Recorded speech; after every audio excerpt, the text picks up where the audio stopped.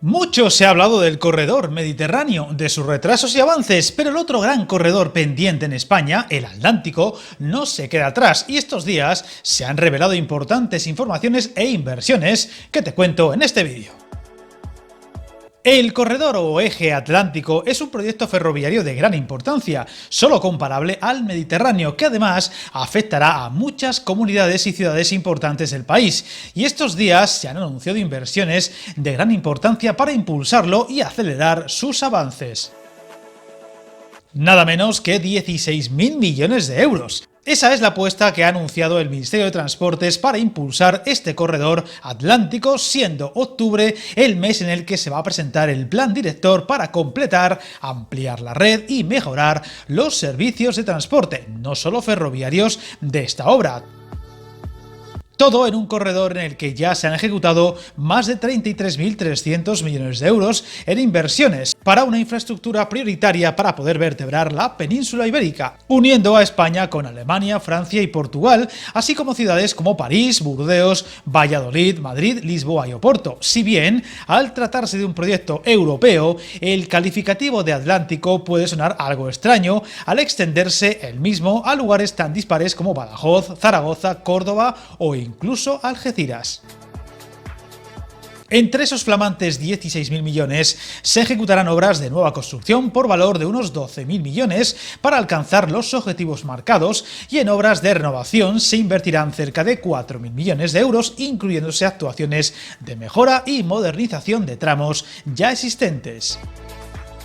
Este anuncio se hacía durante el acto de creación del comisionado para el corredor atlántico, que ha supuesto el debut, por así decirlo, del nuevo secretario de Estado de Infraestructuras, David Lucas, que tiene como principal objetivo la creación de una delegación permanente para trabajar con la sociedad civil y las administraciones para que el plan director, que se va a presentar, como he dicho antes, en octubre, incorpore todas las actuaciones necesarias para completar, ampliar y modernizar el corredor atlántico, con la idea de agilizar el despliegue de esta infraestructura y sus servicios y potenciar así el transporte de mercancías por tren y de pasajeros y sus conexiones con Europa.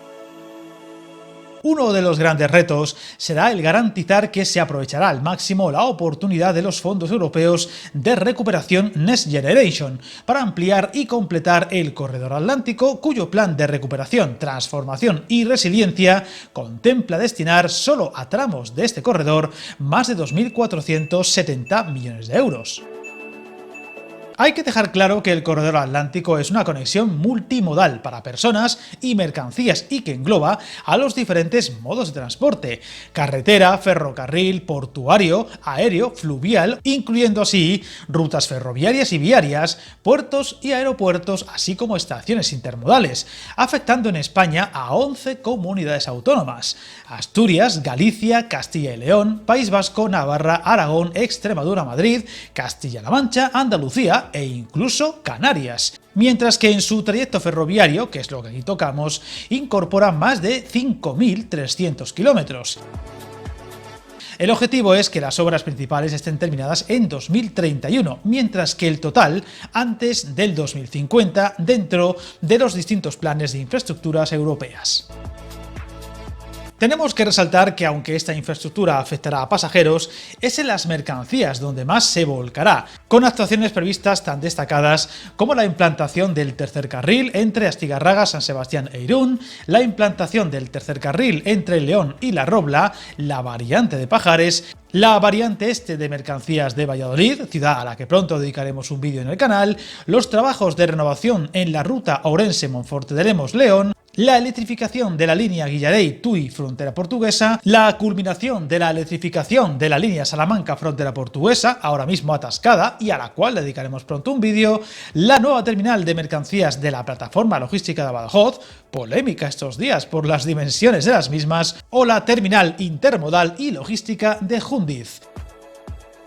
Además, se están desarrollando diversas actuaciones destinadas a la ampliación de apartaderos hasta los 750 metros para la explotación de trenes de gran longitud.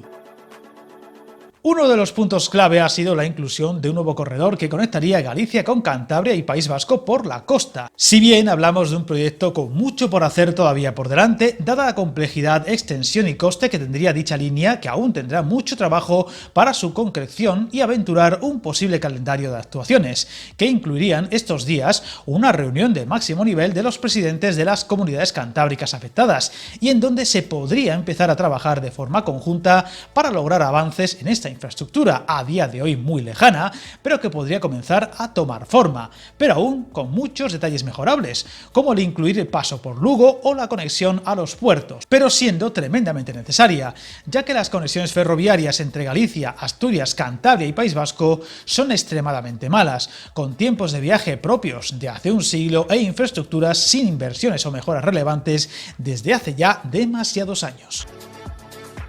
Uno de los puntos clave para llevar a buen puerto un proyecto como este, que afecta a varios países, es no solo que la Unión Europea los impulse de forma enérgica, sino que también cada uno de los estados afectados se vuelquen con ellos. Y ahí es donde podemos tener problemas, ya que mientras en España se avanza en muchos de ellos y se anuncian inversiones millonarias, en Francia, por ejemplo, parecen boicotear cada avance que suponga mejores conexiones con la península ibérica, como hemos comentado en un reciente vídeo del canal, por lo que ojalá estos planes ayuden a una involucración de los galos en estas inversiones también en su territorio.